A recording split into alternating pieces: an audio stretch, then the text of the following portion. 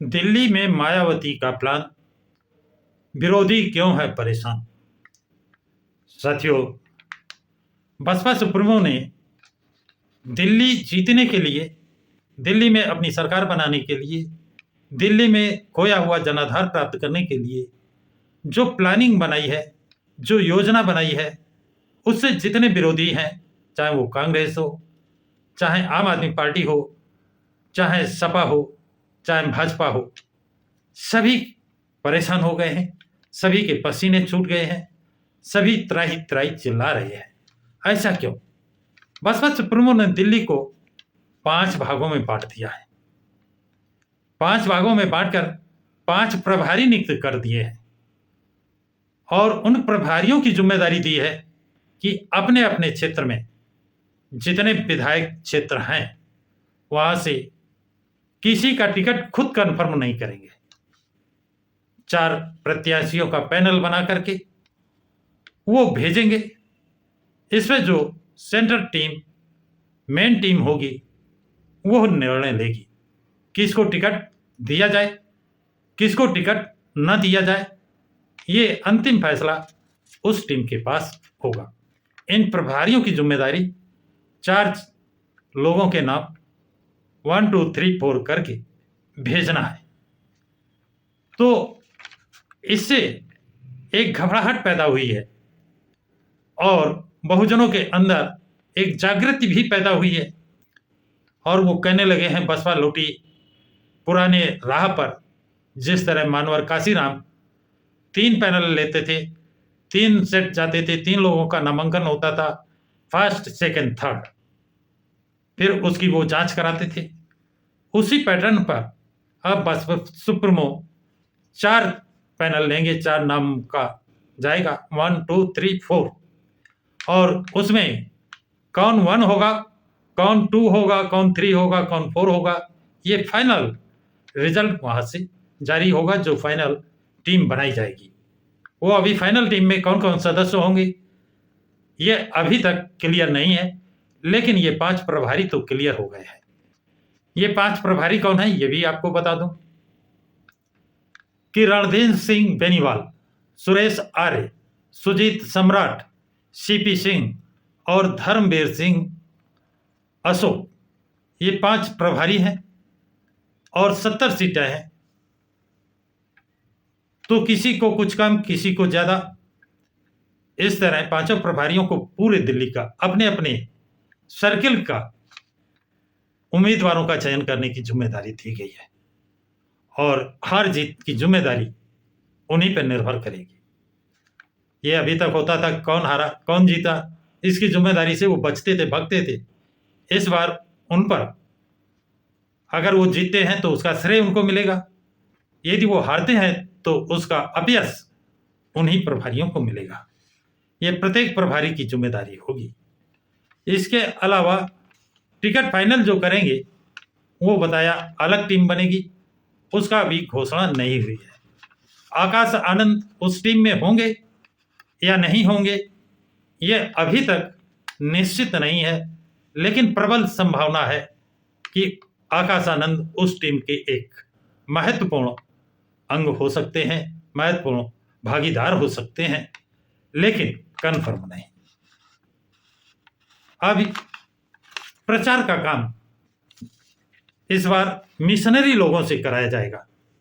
जैसे इंदु चौधरी को इसमें प्राथमिकता मिली है। आकाश आनंद से पहले इंदु चौधरी प्रचार का काम देखेंगे, फिर वहां पर आकाश आनंद की रैली होगी।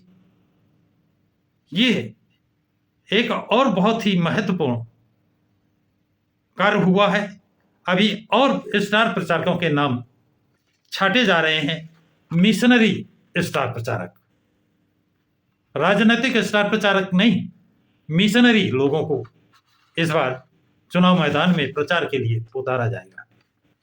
अब चुनाव में वोट किन पर केंद्र बिंदु है?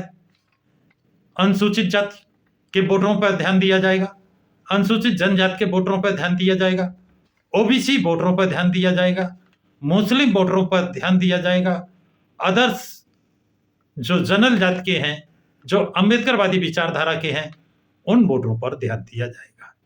इस तरह के 5 तरह के वोटरों को जो कैटेगरी है 5 कैटेगरी में बांट करके उन पर केंद्र बिंदु बना करके 90% नहीं 100% पर जो अंबेडकरवादी हैं, विचारधारा के हैं, जनरल कास्ट के लोगों को भी उन पर भी फोकस किया जाएगा।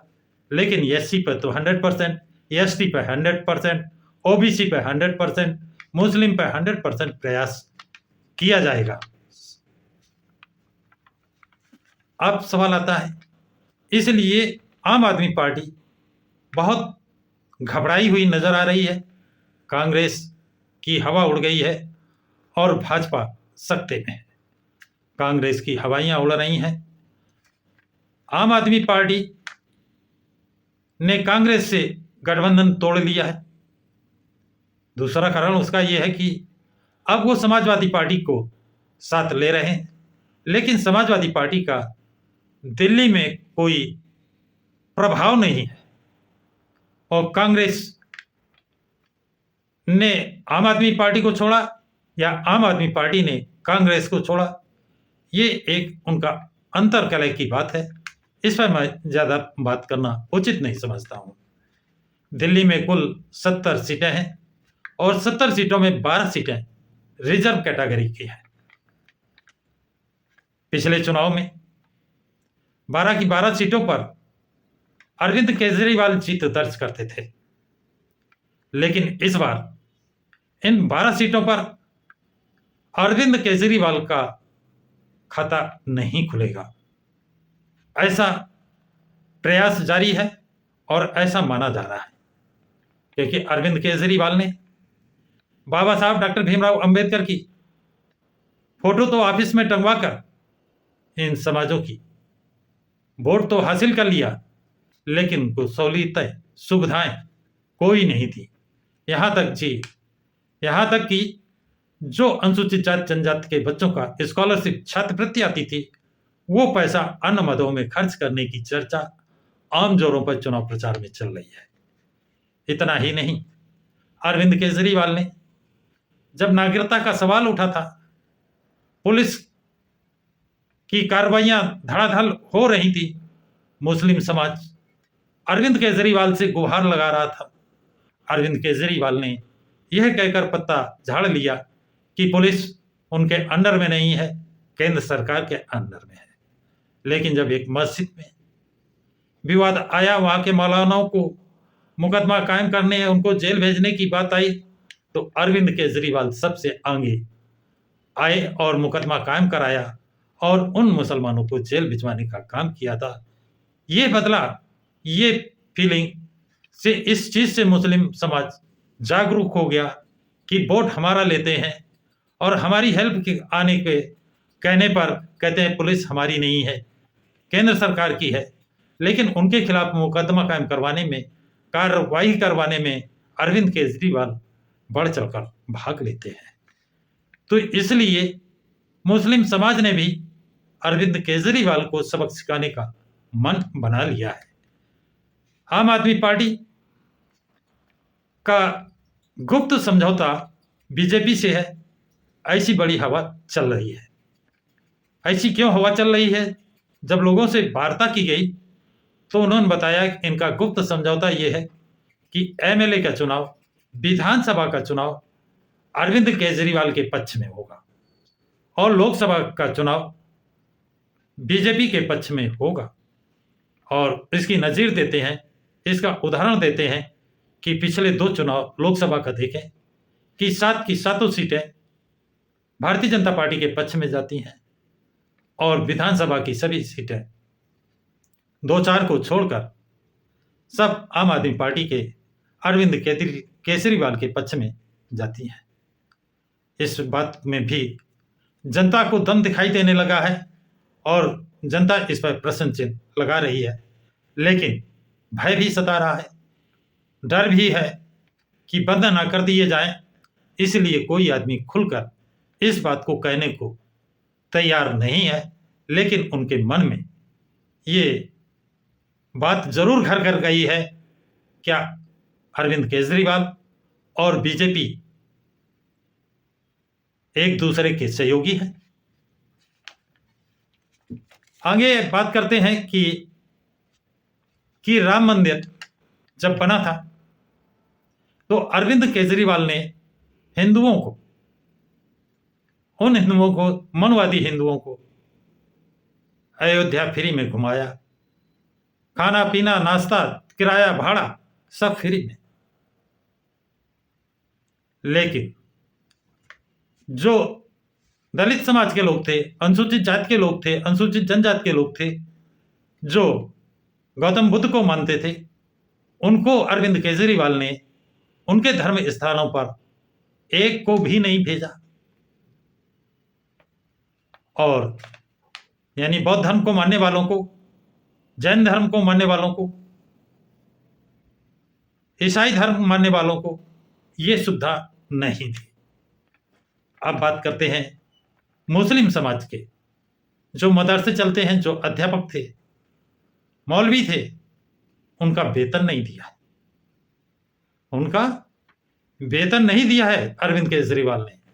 ऐसी चर्चा आम दिल्ली में है और अरविंद केजरीवाल ने अभी घोषणा की है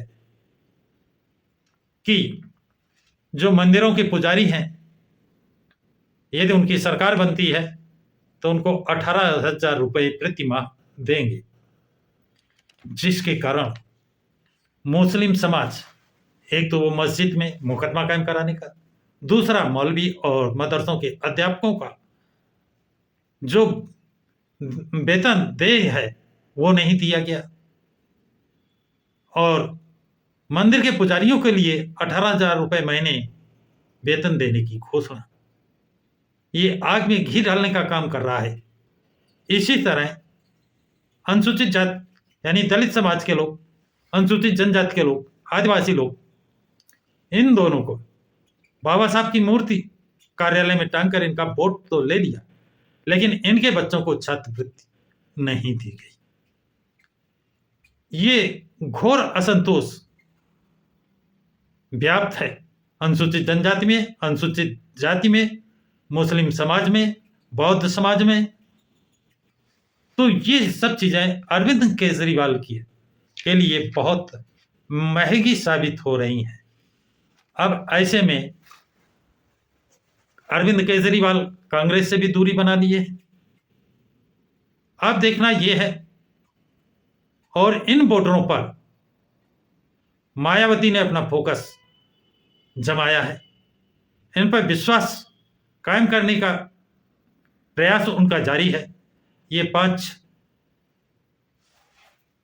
भागों में दिल्ली को बांटकर घर घर संदेश, घर घर जागरूक करने का काम शुरू कर दिया है। देखना यह है कि 2025 का दिल्ली का चुनाव किसको ऊंचाइयों पर ले जाता है, किसको सत्ता से दूर करता है, किसको सत्ता पर बैठालता है, किसे सत्ता से दूर करता है। अब तक की जो तैयारी देखी गई है बसपा की, उस तैयारी से ये माना जा रहा है कि बसपा इस बार बहुत अच्छा कुछ करने जा रही है, जिससे सभी, चाहे कांग्रेस हो, चाहे भारतीय जनता पार्टी हो, चाहे आम आदमी पार्टी हो, सभी पार्टियां घबरा रही हैं। तो साथियों, ये जानकारी आप लोगों को कैसी लगी है, कमेंट्स बॉक्स में कमेंट्स जरूर लिखें। इस वीडियो को लाइक और शेयर करें। प्रकाश की राह चैनल को सब्सक्राइब करें।